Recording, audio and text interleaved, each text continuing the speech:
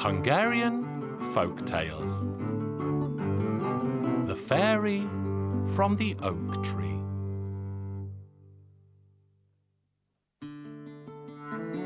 Once upon a time, many years ago, there lived the son of the Green King.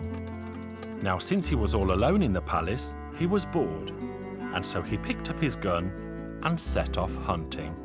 When he came into the forest, he spied a little rabbit, took aim, and was about to shoot. "Excuse me, young prince, one good deed deserves another. Spare me my life."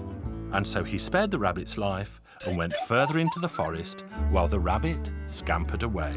Then he came upon a fox, and the fox said to him, "Don't shoot, young prince. Spare me, and your good deed will deserve another."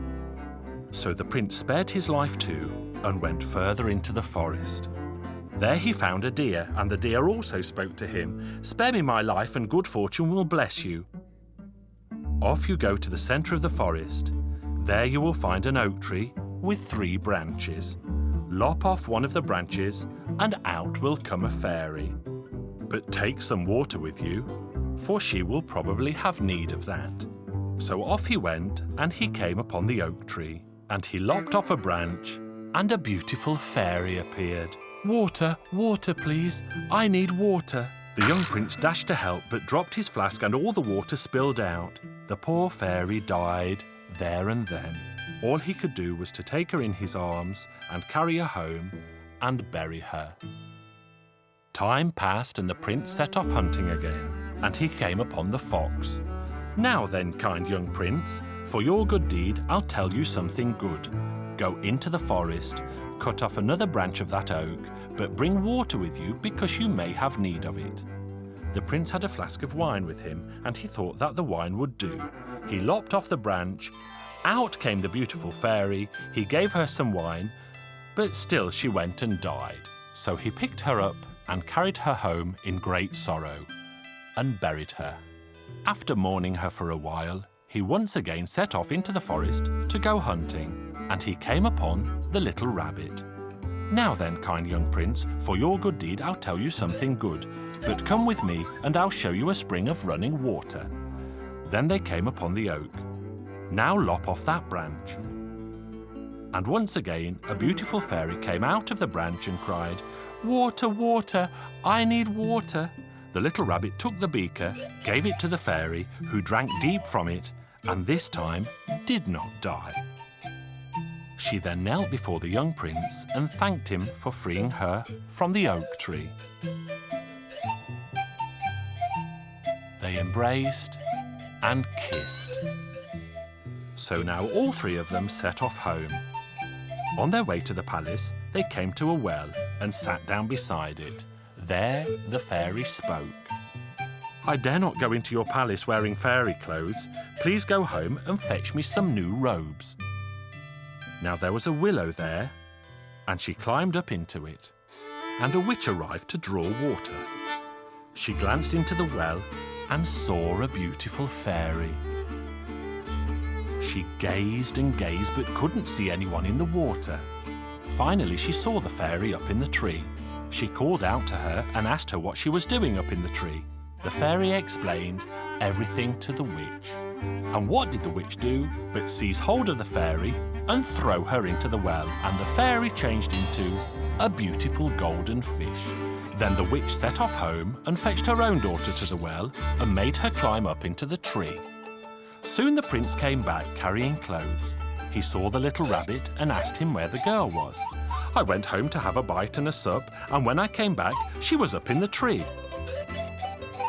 So the prince looked around and, right enough, there was a girl in the tree. "Down you come and put these clothes on."